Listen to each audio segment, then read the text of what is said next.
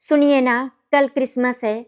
हम हर साल करण को गिफ्ट देते थे, जिसे देख के वो बहुत खुश हो जाता था। लेकिन इस बार तो वो अपने पापा के पास चला गया। मैं उसके लिए इस साल भी गिफ्ट लाई थी, पर लगता है इस बार हम उसे गिफ्ट नहीं दे पाएंगे। ये बोलते हुए राधिका जी की आंखों में आंसू आ गए। पिछले 7 सालों में ऐसा कभी नहीं हुआ जब उसे क्रिसमस गिफ्ट न दिया हो। क्या राधिका जी और किशोर जी इस बार भी अपने पोते को गिफ्ट दे पाएंगे? घर में इस बार दिसंबर की ठंड कुछ ज्यादा ही चुभ रही थी। बाहर सड़क पर रंगीन झालरों की रोशनी झिलमिला रही थी। चर्च की घंटियां दूर से सुनाई दे रही थी और हर तरफ मैरी क्रिसमस की आवाजें गूंज रही थी। लेकिन राधिका जी के घर में एक अजीब सी खामोशी पसरी हुई थी। वही घर जहां हर साल क्रिसमस से एक दिन पहले बच्चों की शरारतें, हंसी और उपहारों की खनक सुनाई देती थी। आज वहां सिर्फ दीवार घड़ी की टिक टिक थी, जो मानो हर सेकंड किसी अधूरेपन की याद दिला रही हो। राधिका जी अपने कमरे में पलंग के किनारे बैठी थी। उनके हाथ में एक छोटा सा गिफ्ट बॉक्स था, जिस पर लाल रंग का रिबन बंधा हुआ था। उन्होंने उस बॉक्स को कितनी उम्मीद से खरीदा था, अपने पोते करण के लिए। हर साल की तरह इस साल भी उन्होंने बड़े प्यार से उसके लिए तोहफा चुना था, ये सोचकर कि जब करण उसे खोलेगा तो उसकी आंखें चमक उठेंगी और वही चमक उनके पूरे साल की थकान उतार देगी। लेकिन इस बार सब कुछ अलग था। इस बार करण लखनऊ चला गया था, अपने पापा के पास। राधिका जी की आंखें भर आई। उन्होंने बॉक्स को हल्के से सीने से लगाया और फिर उसे अलमारी के ऊपर रख दिया, जैसे दिल के किसी कोने में छुपा रही हूं। पिछले कुछ सालों में कभी ऐसा नहीं हुआ।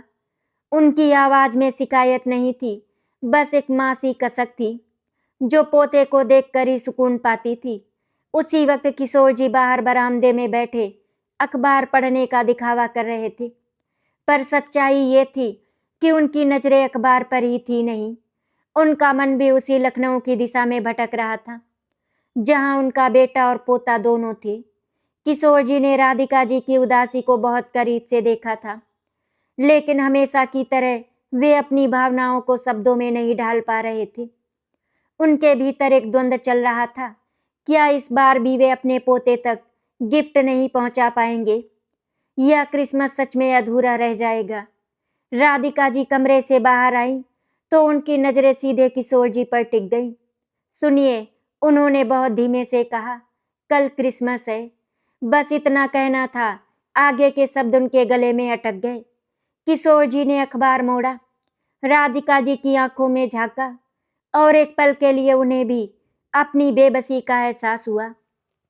वे जानते थे कि ये सिर्फ एक गिफ्ट की बात नहीं थी, ये उस रिश्ते की बात थी जो हर साल एक छोटे से तोहफे के जरिए और गहरा हो जाता था। रात धीरे धीरे बढ़ रही थी।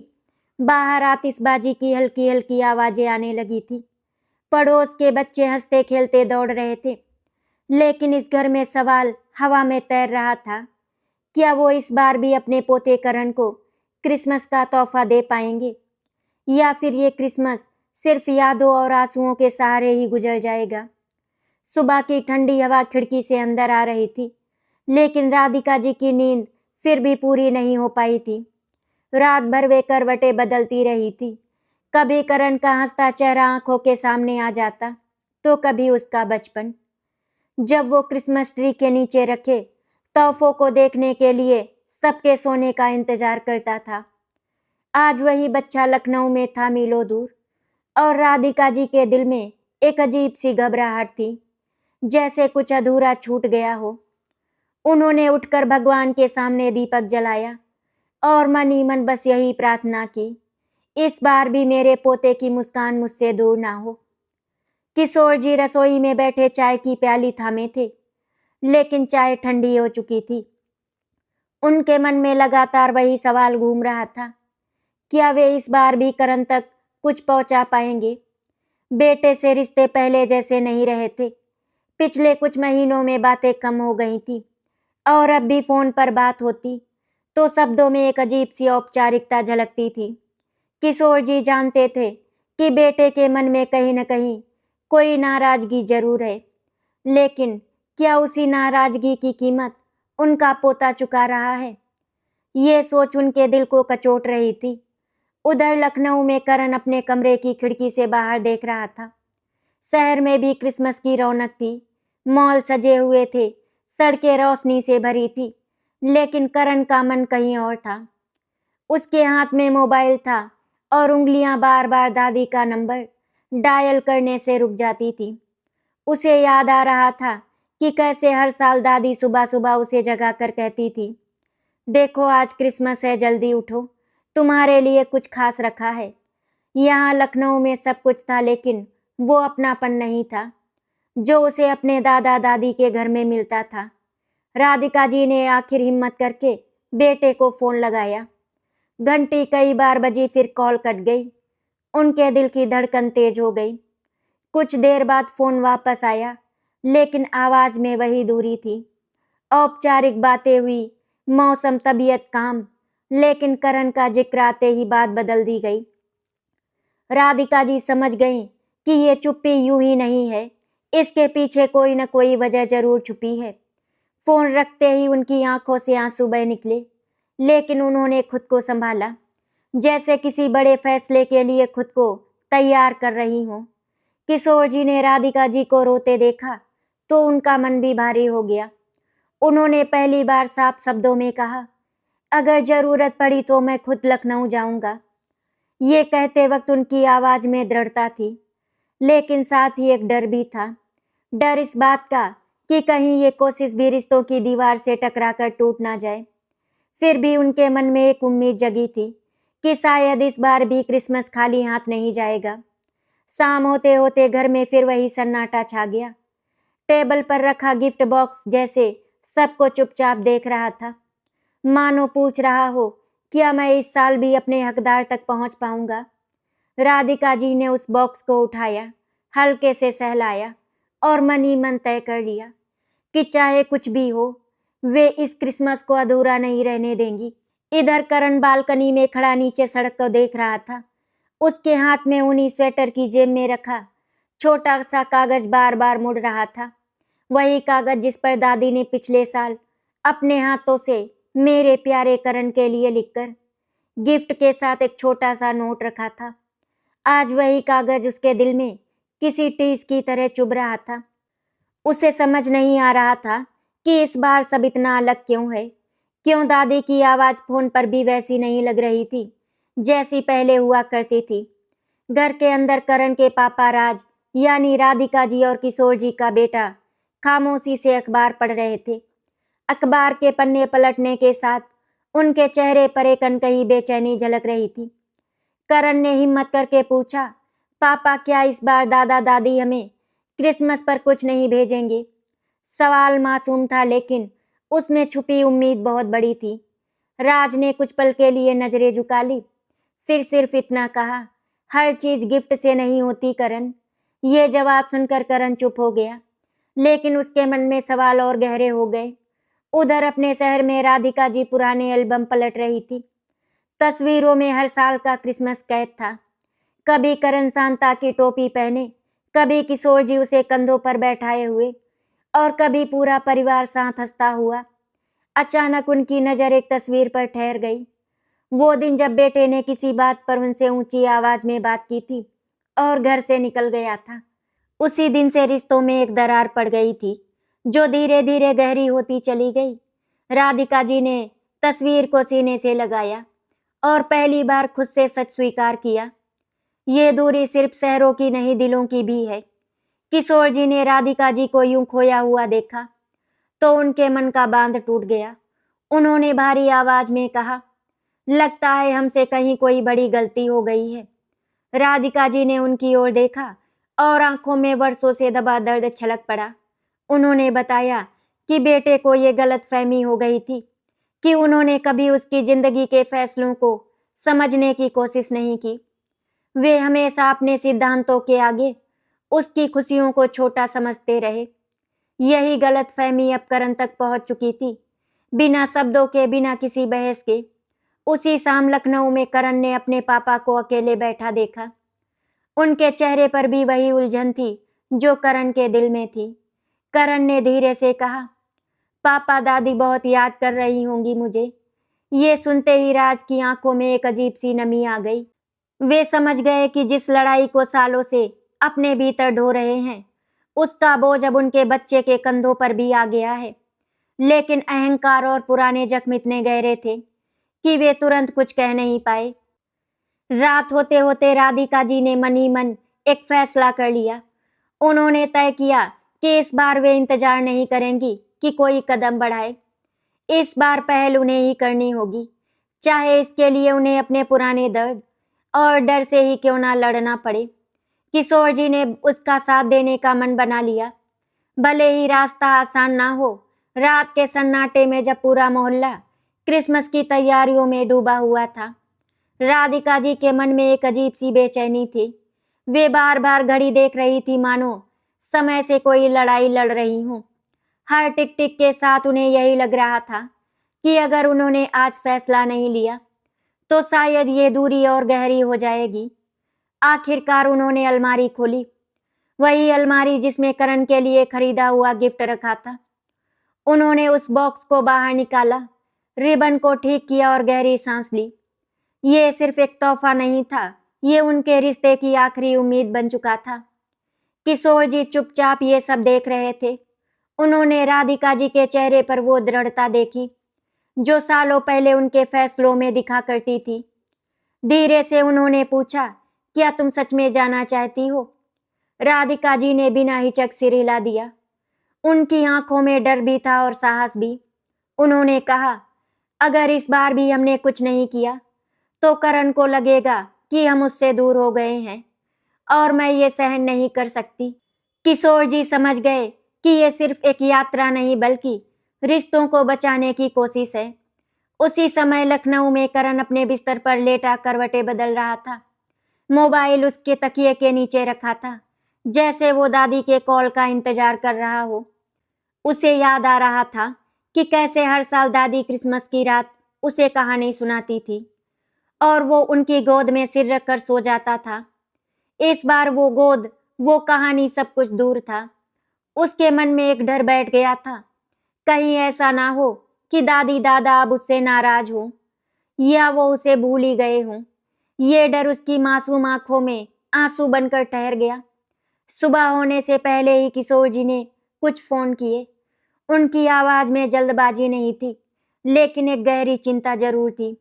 उन्होंने टिकट के बारे में पूछा, रास्ते के बारे में जानकारी ली और हर कॉल के बाद थोड़ी देर चुप हो जाते, जैसे अपने ही फैसले का वजन महसूस कर रहे हों। राधिका जी ये सब देख रही थी और उनके दिल में एक नई उम्मीद जन्म ले चुकी थी। शायद भगवान इस बार भी उनके साथ है। जब सूरज निकला तो घर में एक अलग ही माहौल था। राधिका जी ने पूजा की, भगवान से बस यही मांगा कि उनका ये कदम गलत साबित ना हो। उन्होंने गिफ्ट बॉक्स को बैग में रखा और उनके ऊपर एक छोटा सा कार्ड रखा जिस पर लिखा था, मेरे करण के लिए हर दूरी से परे। ये लिखते समय उनकी उंगलियां कांप रही थी, लेकिन मन में अजीब सी शांति थी, जैसे उन्होंने सही रास्ता चुन लिया हो। लेकिन कहानी आसान नहीं थी। किशोर जी के मन में अब भी एक सवाल गूंज रहा था, अगर बेटा उन्हें देखकर खुश नहीं हुआ तो, अगर पुरानी बातें फिर से उभर आई तो। वे जानते थे कि रिश्तों की दरार को भरना इतना सरल नहीं होता। फिर भी उन्होंने तय कर लिया था कि इस बार वे पीछे नहीं हटेंगे, चाहे अंजाम कुछ भी हो। इधर लखनऊ में करण के पापा खिड़की से बाहर देख रहे थे। उन्हें आभास नहीं था कि उनके माता पिता एक ऐसा कदम उठाने वाले हैं जो उनकी जिंदगी की दिशा बदल सकता है। वे अपने अतीत में उलझे हुए थे, ये सोचते हुए कि क्या उन्होंने सही किया या नहीं, और इसी अनजानेपन में एक नया मोड़ उनकी जिंदगी की ओर बढ़ रहा था। सुबह की पहली ट्रेन पकड़ने की जल्दी में राधिका जी के कदम भारी थे। स्टेशन की भीड़, अनजान चेहरे और ठंडी हवा, सब कुछ उनके मन की उथल पुथल को और बढ़ा रहा था। उन्होंने अपने बैग को सीने से लगा रखा था, जैसे उसमें सिर्फ गिफ्ट नहीं बल्कि करण के लिए उनका सारा प्यार बंद हो। किशोर जी उनके साथ चल रहे थे, लेकिन उनकी आंखें बार बार इधर उधर देख रही थी, मानो किसी अनहोनी का अंदेशा उन्हें बेचैन कर रहा हो। टिकट हाथ में था, पर दिल अभी भी दुविधा में था।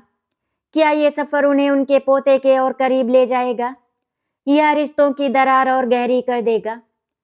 ट्रेन जैसे ही चली, खिड़की के बाहर भागते दृश्य राधिका जी की यादों से मिलते जुलते लगे।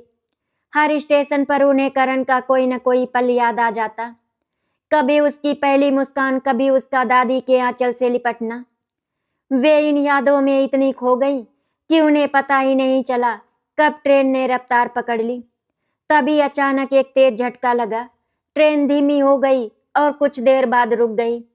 अनाउंसमेंट हुआ कि आगे किसी तकनीकी समस्या की वजह से देर हो सकती है। ये सुनते ही राधिका जी का दिल धक से रह गया। समय जैसे उनके हाथ से फिसलने लगा हो। किशोर जी ने उन्हें संभालने की कोशिश की। घबराओ मत, पहुंच जाएंगे। लेकिन उनके अपने चेहरे पर भी चिंता साफ झलक रही थी। क्रिसमस की शाम पास आ रही थी और हर बीतता मिनट उनके डर को बढ़ा रहा था। राधिका जी ने खिड़की से बाहर देखा। धुंध और सुनसान पटरियां, जैसे ये रास्ता भी उनकी परीक्षा ले रहा हो। उन्होंने पहली बार मन ही मन सोचा, क्या भगवान भी आज उनकी परीक्षा ले रहे हैं? इधर लखनऊ में करण दिन भर चुपचाप रहा। घर में क्रिसमस की हलचल थी, सजावट, खाने की तैयारी, लेकिन करण का मन कहीं और अटका था। उसने कई बार दादी को फोन करने की सोची, लेकिन हर बार उंगलियां रुक जाती।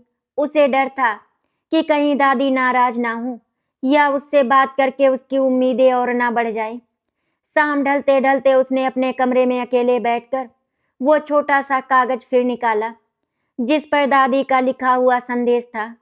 उसकी आंखों से आंसू बह निकले और उसने खुद से वादा किया कि वो इस बार दादी को फोन जरूर करेगा, चाहे जवाब जैसा भी हो। ट्रेन में बैठी राधिका जी की तबीयत अचानक बिगड़ने लगी। लंबा इंतजार, ठंड और मानसिक तनाव, सब ने मिलकर उन्हें कमजोर कर दिया था। किशोर जी घबरा गए। आसपास के यात्रियों ने पानी दिया, किसी ने दवा निकाल कर दी। राधिका जी की आंखें बंद थी, लेकिन होठों पर बस एक ही नाम था, करण। उस पल किशोर जी को एहसास हुआ कि ये सफर सिर्फ एक त्योहार के लिए नहीं, बल्कि राधिका जी की आखिरी हिम्मत का भी इम्तिहान बन चुका है। उसी समय करण ने आखिर फोन मिलाया। घंटी गई, लेकिन उधर से जवाब नहीं आया। उसने फिर कोशिश की, अब भी कोई उत्तर नहीं। उसका दिल जोर जोर से धड़कने लगा। शाम गहराने लगी थी। ट्रेन अब भी पूरी तरह रफ्तार में नहीं थी। किशोर जी खिड़की से बाहर देख रहे थे और मन ही मन हिसाब लगा रहे थे। क्या वे समय पर पहुंच पाएंगे? क्या राधिका जी संभल जाएंगी? क्रिसमस की रात अब बस कुछ घंटों दूर थी और ये सफर एक ऐसी कसौटी बन चुका था जहां हर कदम पर उम्मीद और डर आमने सामने खड़े थे। ट्रेन की धीमी रफ्तार अब मानो समय का मजाक उड़ा रही थी। बाहर अंधेरा घिर चुका था, स्टेशन पीछे छूटते जा रहे थे और राधिका जी की हालत ने किशोर जी के दिल में डर बैठा दिया था। वे बार बार उनकी नब्ज पकड़ते, माथे पर हाथ रखते और मन ही मन खुद को कोसते। काश ये सफर किसी और दिन किया होता। काश उन्होंने पहले ही बेटे से खुलकर बात कर ली होती। लेकिन अब पछतावे का समय नहीं था। अब तो बस यही दुआ थी कि राधिका जी संभल जाएं। कुछ देर बाद राधिका जी की आंखें धीरे धीरे खुली। उनकी नजरें छत पर टिक गईं। फिर जैसे उन्हें याद आया कि वे कहाँ हैं, उन्होंने कमजोर सी आवाज में पूछा, हम कहाँ पहुंचे? किशोर जी ने राहत की सांस ली। सब ठीक है, बस थोड़ा आराम करो। राधिका जी ने आंखें बंद कर ली, लेकिन उनके चेहरे पर चिंता साफ थी। उन्हें क्रिसमस की रात याद आ रही थी। वो रात जब उनका करण गिफ्ट खोलकर खुशी से उछलता था। इस बार वही रात आने वाली थी और वे अभी भी रास्ते में थी। उधर लखनऊ में घर पूरी तरह रोशनी से जगमगा उठा था। क्रिसमस ट्री सजा हुआ था, खाने की खुशबू रसोई से बाहर आ रही थी। लेकिन करण के लिए ये सब बेईमानी था। वो बार बार दरवाजे की ओर देख रहा था, जैसे किसी के आने का इंतजार हो। उसके पापा ने उसे समझाने की कोशिश की, चलो केक काटते हैं, लेकिन करण ने सिर हिला दिया। उसकी आंखों में सवाल था, दादा दादी क्यों नहीं आए? और उस सवाल का जवाब किसी के पास नहीं था। करण ने फिर से फोन उठाया, लेकिन ट्रेन में नेटवर्क की वजह से कॉल नहीं लग पाई। उसका दिल बैठ सा गया। उसने पहली बार महसूस किया कि शायद इस बार सच में क्रिसमस बिना दादा दादी के ही गुजर जाएगा। उसके मन में एक डर पनपने लगा। क्या दादा दादी अब उससे दूर हो रहे हैं? क्या उसने किसी अनजानी गलती की सजा पाली है? ये सोचकर उसकी आंखें भर आई, लेकिन उसने खुद को रोक लिया ताकि कोई देख ना ले। ट्रेन ने आखिरकार एक बड़े स्टेशन पर रुकी। किशोर जी ने स्टेशन मास्टर से बात की जानकारी ली। अभी भी उन्हें लखनऊ पहुंचने में देर थी। ये सुनकर उनका दिल और भारी हो गया। उन्होंने राधिका जी की ओर देखा, जो अब थोड़ा बेहतर महसूस कर रही थी, लेकिन थकान उनके चेहरे से झलक रही थी। राधिका जी ने बैग से गिफ्ट बॉक्स निकाला। उसे देखते हुए बुदबुदाई, पता नहीं इस बार ये करण के हाथों में जाएगा भी या नहीं। किशोर जी के पास इसका कोई जवाब नहीं था। रात के 12 बजने में अब भी कुछ ही मिनट बाकी थे। चर्च की घंटियां दूर कहीं बजने लगी थी। उसी समय करण अपने कमरे में अकेले बैठा था।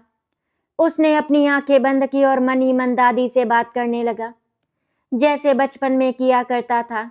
दादी, अगर आप आ नहीं पाई तो भी मुझे याद रखना। ये कहते कहते उसकी आवाज भर्रा गई। उसी पल ट्रेन में बैठी राधिका जी ने भी आंखें बंद की और एक ही नाम उनके होठों पर आया, करण। घड़ी ने 12 बजाए। क्रिसमस आ चुका था, लेकिन इस बार ना कोई गिफ्ट खुला, ना कोई हंसी गूंजी। लखनऊ और उस चलती ट्रेन, दोनों जगह में एक ही भाव था, खालीपन। क्रिसमस की सुबह आमतौर पर नई उम्मीद लेकर आती है, लेकिन इस बार सूरज की पहली किरण भी राधिका जी के दिल से बोझ हल्का नहीं कर पाई। ट्रेन अभी भी रास्ते में थी और रात की थकान उनके चेहरे पर साफ झलक रही थी। खिड़की से बाहर देखते हुए उन्हें लगा जैसे हर पेड़, हर स्टेशन उनसे एक ही सवाल पूछ रहा हो, क्या तुम समय पर पहुंच जाओगी? किशोर जी उनके पास बैठे थे, पूरी कोशिश कर रहे थे कि उनके चेहरे पर डर ना झलके, लेकिन भीतर ही भीतर वे भी टूट रहे थे। उन्होंने कभी नहीं सोचा था कि एक त्योहार उनके रिश्तों की इतनी बड़ी परीक्षा बन जाएगा। सुबह की हल्की रोशनी में राधिका जी ने गिफ्ट बॉक्स फिर से खोला, जैसे ये पक्का करना चाहती हूँ कि वो अब भी वही है। उन्होंने कार्ड पर लिखे शब्दों को उंगलियों से छुआ, हर दूरी से परे।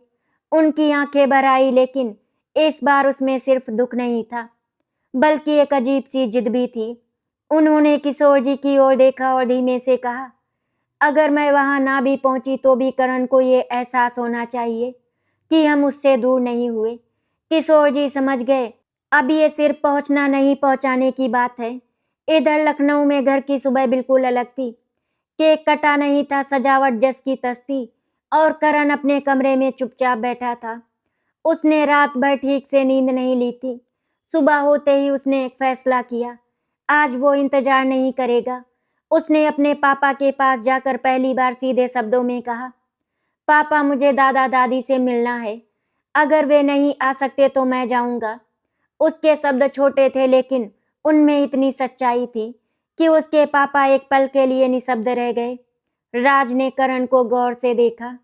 उन्हें एहसास हुआ कि वे जिस खामोशी को अपने अहंकार की ढाल समझ रहे थे, वो उनके बच्चे के दिल पर इतना भारी पड़ रही थी। करण की आंखों में कोई शिकायत नहीं थी, बस एक मासूम सी गुजारिश थी। उसी पल पापा के भीतर कुछ टूट गया, वो दीवार जो उन्होंने खुद खड़ी कर ली थी। उन्होंने गहरी सांस ली और कहा, चलो पहले दादी को फोन करते हैं। ये वाक्य सुनते ही करण के चेहरे पर पहली बार हल्की सी मुस्कान आई। उधर ट्रेन में नेटवर्क थोड़ी देर के लिए ठीक हुआ। किशोर जी का फोन बजा। स्क्रीन पर बेटे का नाम देखकर उनका दिल जोर से धड़कने लगा। उन्होंने कांपते हाथों से कॉल उठाया। उधर से आवाज आई, थोड़ी झिझक भरी लेकिन सच्ची, पापा, करण आपसे बात करना चाहता है। किशोर जी की आंखें भर आई। उन्होंने फोन राधिका जी की ओर बढ़ाया। राधिका जी ने जैसे ही करण की आवाज सुनी, उनके चेहरे पर थकान की जगह रोशनी फैल गई। दादी, बस इतना ही कहा था करण ने, और राधिका जी की आंखों से आंसू बह निकले। उस छोटी सी बातचीत में ना तो शिकायतें थी, ना पुराने गिले, बस हाल चाल, प्यार और ये वादा कि वे जल्द मिलेंगे। कॉल खत्म होने के बाद ट्रेन का शोर भी राधिका जी को कम लगने लगा। उन्हें लगा जैसे उनके सीने पर रखा बोझ थोड़ा हल्का हो गया हो। किशोर जी ने भी राहत की सांस ली। शायद ये वही शुरुआत थी जिसका उन्हें इंतजार था। लखनऊ में करण के पापा काफी देर तक चुप बैठे रहे।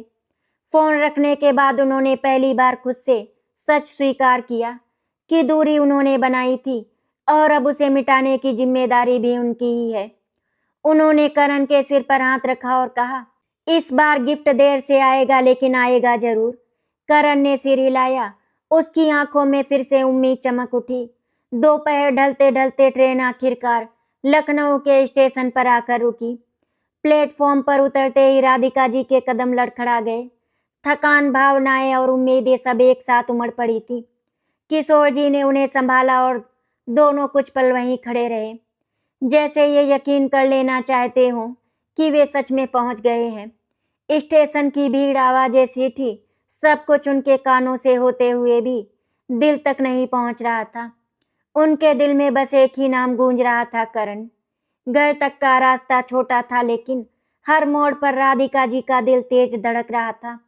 उन्हें डर भी था कहीं बेटा ठंडा ना पड़ जाए, कहीं पुरानी बातें फिर से ना उभर आए, लेकिन साथ ही एक उम्मीद भी थी जो उन्हें आगे बढ़ा रही थी। जैसे ही घर का दरवाजा नजर आया, उनके हाथ अपने आप बैग पर चले गए। वही बैग जिसमें करण का गिफ्ट था, जो अब सिर्फ तोहफा नहीं बल्कि उनके प्यार की पहचान बन चुका था। दरवाजा खुला, सामने बेटा खड़ा था। वही चेहरा, वही आंखें, लेकिन उनमें पहले जैसी गर्माहट नहीं थी। एक पल के लिए सब थम सा गया। ना कोई आगे बढ़ा, ना कोई पीछे हटा। फिर अचानक पीछे से एक छोटी सी आवाज आई, दादी, और करण दौड़ता हुआ आया। राधिका जी सब कुछ भूलकर झुक गईं और करण को अपनी बाहों में भर लिया। उस पल ना समय था, ना दूरी, ना कोई शिकायत, बस एक रिश्ता था जो हर दीवार से ऊपर उठ गया। किशोर जी बेटे के सामने खड़े थे। दोनों की नजरें मिली और बरसों की चुप्पी एक पल में भारी हो गई। बेटे ने धीरे से कहा, पापा, बस इतना ही। लेकिन उसी एक शब्द में पछतावा, सवाल और अपनापन सब कुछ था। किशोर जी ने कोई जवाब नहीं दिया, बस हाथ आगे बढ़ाया। बेटे ने वो हाथ थाम लिया। ये छोटा सा स्पर्श उन बरसों की दूरी को पिघलाने लगा जो शब्दों से नहीं पिघल पाई थी। अंदर कमरे का माहौल धीरे धीरे बदला। राधिका जी ने बैग से गिफ्ट निकाला। करण की आंखें चमक उठी, लेकिन इस बार उसने तुरंत उसे नहीं खोला। वो दादी के चेहरे को देखता रहा, जैसे गिफ्ट से ज्यादा वही जरूरी हो। राधिका जी ने मुस्कुराकर कहा, खोलो, देखो इस बार क्या है। करण ने जब डिब्बा खोला तो अंदर सिर्फ खिलौना नहीं था, उसके साथ वही छोटा सा कार्ड भी था। उसने पढ़ा, हर दूरी से परे। उसकी आंखें भर आई। बेटा ये सब देख रहा था। उसके दिल में कुछ टूटता और कुछ जुड़ता, दोनों एक साथ हो रहा था। उसे एहसास हुआ कि जिन बातों को वो इतने सालों से पकड़े बैठा था, उनका बोझ सबसे ज्यादा उसके बच्चे ने उठाया है। उसने पहली बार खुलकर कहा, माँ, पापा, मुझसे गलती हो गई। राधिका जी ने कुछ नहीं कहा, बस उसके सिर पर हाथ रख दिया। कभी कभी माफी शब्दों से नहीं, स्पर्श से ज्यादा सच्ची होती है। शाम होते होते घर में हल्की सी रौनक लौट आई। केक दोबारा निकाला गया, मोमबत्तियां जली। भले ही क्रिसमस एक दिन देर से मनाया जा रहा था, लेकिन इस बार उसमें दिखावा नहीं, सच्चाई थी। करण हंस रहा था, वो हंसी जिसके लिए राधिका जी और किशोर जी ने इतना लंबा सफर तय किया था। रात गहराने लगी थी, घर में शांति थी, लेकिन ये वो शांति नहीं थी जिसमें दूरी छिपी हो। ये वो खामोशी थी जिसमें बरसों से दबे सवाल बाहर आने को मचल रहे थे। करण अपने गिफ्ट के साथ कमरे में चला गया था। राधिका जी ने जानबूझकर उसे थोड़ी देर के लिए अकेला छोड़ दिया, क्योंकि वे समझती थी कि कुछ बातें बच्चों के सामने नहीं, बड़ों के बीच सुलझनी चाहिए। ड्राइंग रूम में सिर्फ 3 लोग थे, राधिका जी, किशोर जी और उनका बेटा, और उन तीनों के बीच सालों का बोझ रखा हुआ था। बेटा सबसे पहले बोला। उसकी आवाज में गुस्सा नहीं था, बस थकान थी। माँ, पापा, मुझे लगा कि मेरी जिंदगी के फैसलों में मेरी कोई जगह नहीं थी। जब भी मैंने कुछ अलग करना चाहा, आपने उसे गलत कह दिया।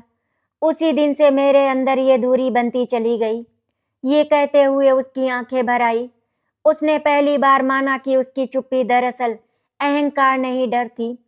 डर इस बात का कि कहीं फिर से उसे गलत ना समझा जाए।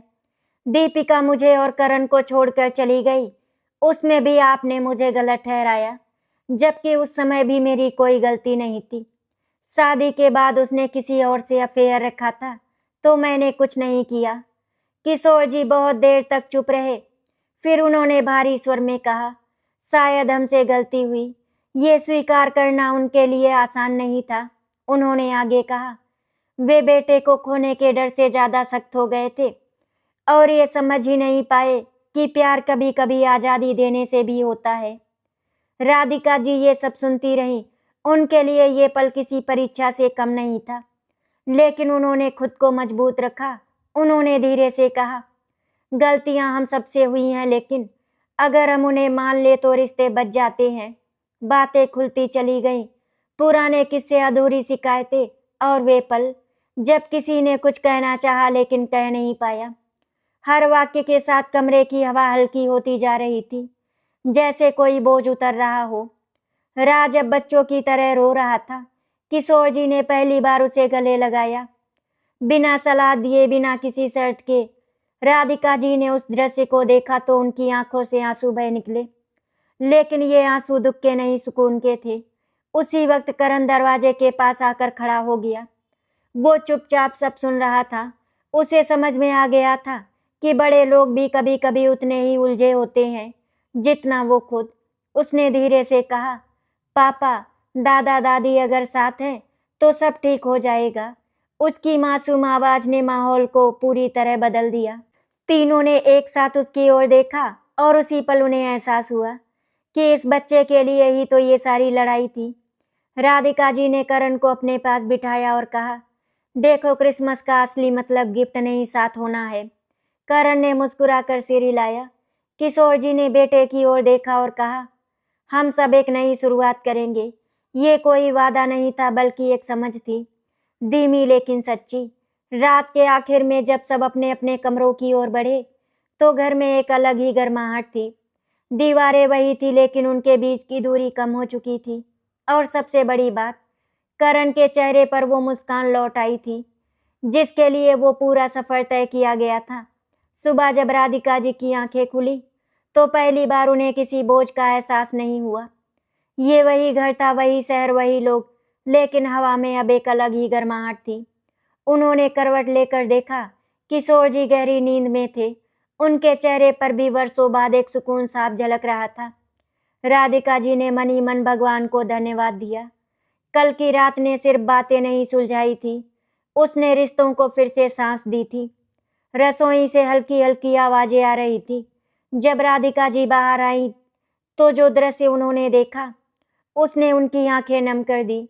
उनका बेटा रसोई में खड़ा था, हाथ में चाय का कप, और करण टेबल पर बैठा मुस्कुरा रहा था।